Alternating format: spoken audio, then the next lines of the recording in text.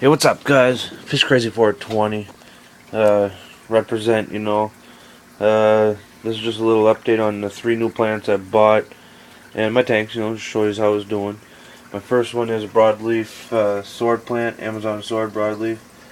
Very nice plant. I was told from one of my buddies there, from one of the chat sites, says it could have been grown immersed, but now it's gonna change, I guess. Hey, I don't know. I kind of like the way it's looking, the way it is now. But anyways, I got water sprite right there, bam, and I got giant red bacopa. Giant red bacopa, I think it's called. Bad with names. He told me them and everything. Yeah, this tank's doing really well. Uh, could be better, could be bigger, but anyways. Another thing is, look at these baby swordtails, guys. Yep. My female that had birth to these guys ended up dying. I think maybe it was caused by the stress. I'm not too sure. It's a shame. But I have another female in there that is ready to pop anytime soon, I think. I can't wait. Like, I get $1 a piece for these guys, so it's not so bad. But, I don't do it for the money, really. I do it just for fun. Actually, so many freaking plants in here now. This tank's crowded, like, really crazy. I don't know if you guys can see this neon, but he's like a big ass friggin' like a ball, like a bump or something on his lip. He's had it forever. He's still got appetite and everything. I think it's like a tumor. I don't know what to do. But anyways, there's that red giant bacopa. Yeah, that's gonna grow nice. There's another swordtail, baby swordtail. My male's in here. I took him out. A little bit less stress on the female, I think. Help. Oh, and I got a beta. This camera doesn't do him justice. Really doesn't do him justice. Makes it look like shit, really. Because he's a real nice blue color and he's got little fins underneath. They're like red. I got him in here for now. It's not big, I know. He really deserves a lot more room. He's a cool fish.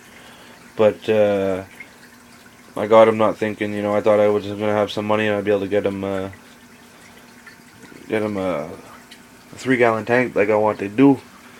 But yeah, I can't afford it right now, but I'm going to get it for him.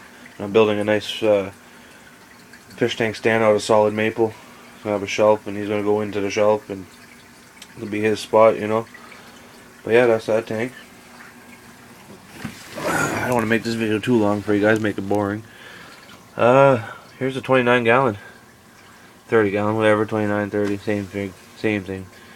Did a lot of aquascaping with it a bit. Changed everything around. I was getting bored of the look. I really hate the fake plants, guys. Like, I know, like, real plants all the way, But hey, I'm just waiting for my new, get some money to get my T5HO high output, T5 high output light fixture and lights. And that's going to be set up on this, and I'm going to be rolling out the real plants on this one. What I was thinking is I'm going to take most of my plants out of there, out of the 20-gallon, or if they grow real good right now, trimmings, I'll trim, replant, and the ones I replanted, they'll go in here. And I plan on selling my plants, like trimmings, not trimmings, but I'll trim it, plant it, let it grow, get roots, and then sell them or bring them to my local fish store for store credit. By the way, my local fish store, they're good people and all, but you try to ask them names for plants and they don't know them. They say, oh, the name's way too long, there's no point in keeping them. I was like, well, what's happened about like your customers there? It's all about your customers, and you want your customers to be happy. Give them the names, Like I asked for the name, he didn't know what to tell me. I'm trying something. I had a lot of this pennywort, a lot of it. Like as you can see, I got it in that right hand corner over there. So I took the handful of it, threw it in here, just floating. Let's see what happens. This is only the Marine Land kit. 30 gallon. Came with LED lights. I like LED lights, guys, but these LED lights suck balls. Like, really. But yeah, fish are doing good. My rams, I got 3 rams in here. A lot of people tell me, you can't keep the rams together, especially if they're all males, because I'm almost 100% sure they're all males. They pick fights here and there, but that's just territory thing, and it's more natural, I think, too.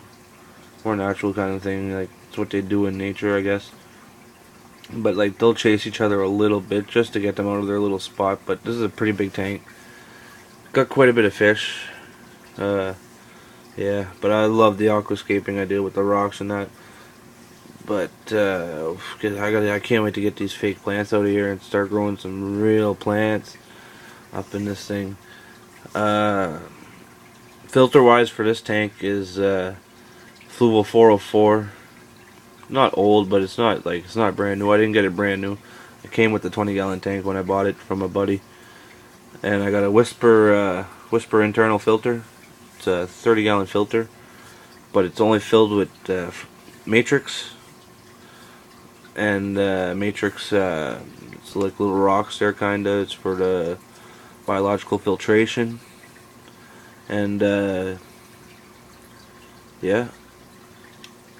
What was I gonna say? Oh, and I use cotton wool, not cotton wool, but filter wool there you buy for filters and that.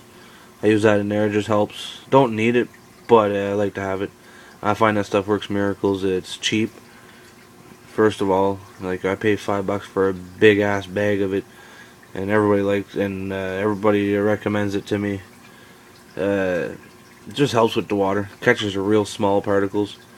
Like, there'll still be a little bit there when I feed, but I'm happy. This tank was one of the hardest tanks to get crystal clear. For a good 3 months it was cloudy, and that's probably with the cycling of it too. But now it's up and going. It's running good. It's been running good for, I don't know, I'd say maybe 5 months, 4 months tops. It's doing real good. There's one of my Pictus catfish there. He's cool. I got another one in there too. I'd have to say maybe my favorite fish that's in this tank is I'd say the rams. The pink kissing gouramis are cool. I know they're gonna get way big for this tank, and the bala shark is gonna get way too big for this tank. But I got plans for them later on when they do get that size, so I'm not worried about it. If you notice, I only have one black skirt tetra. I've had more than one before. The other ones died. I have one in a sick tank for mouth rot. If anybody got any ideas to get rid of mouth rot, easy, like cheap way to get rid of it, the quickest and easy way, let me know. Because I don't want to see my fish die, but shit happens. But also, I want to do a quick little shout out to my boy GSP. I don't know if you guys know him. Check out his channel. He's a cool guy. And Mr. Mom Tanks. Check his channel out. He knows his stuff. GSP really knows his stuff, but Mr. Mom Tanks knows his stuff too, guys. Yeah. Oh, and by the way, I just want to show off 3 chemicals that I'm using at this moment for my planted tank. I got Flourish Potassium, Flourish Excel, and Flourish Trace Elements. I will be getting Flourish Iron and some other chemicals, but I've been using the Excel. I use that every day. It recommends I think it was I know I'm making this video long, but I like to explain a lot of stuff that I do. It's 1 capsule for every 10 gallons. If you're doing a big water change, 40% water change. Thereafter, use 1 capsule for every 50 gallons. But I've started small, worked my way up. Like, I started with a 1/4 cap, and I've worked my way up to a full cap, because it says you can increase the dose over time. And my fish, there's no bad reactions with my fish, and my plants love it. I had pressurized CO2 on this tank. I ran out of pressurized CO2, but I ordered some.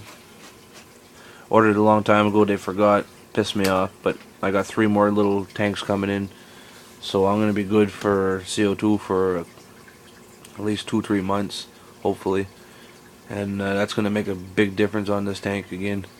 This tank, I'm not gonna run CO2. I'm gonna run just the T5HOs on it. And when I can afford it, I'm gonna get bigger canisters of CO2, because do-it-yourself CO2 is good. It's unstable though, and a lot of risks with it. Pressurized CO2, you know, there's risks with it. There's risks with everything, but when it comes to safety and quality, you want something quality. Pressurized is going to do way better than do it yourself CO2. And you know, you can still dose with your pressurized CO2 from my experience, from what I've heard and what I've seen with my tank. It works good. I was dosing Excel. That was all I was dosing, and Trace. I got into the potassium now because I've heard the potassium is very good for the plants. I gotta get iron, because I got an idea that some of these plants that I've got, they'll turn red with iron. It'll help bring out the red color with iron. So I'm gonna see how that goes. So yeah, guys, sorry for making such a long video, and thanks for watching, guys. Peace. Take it easy. Yeah.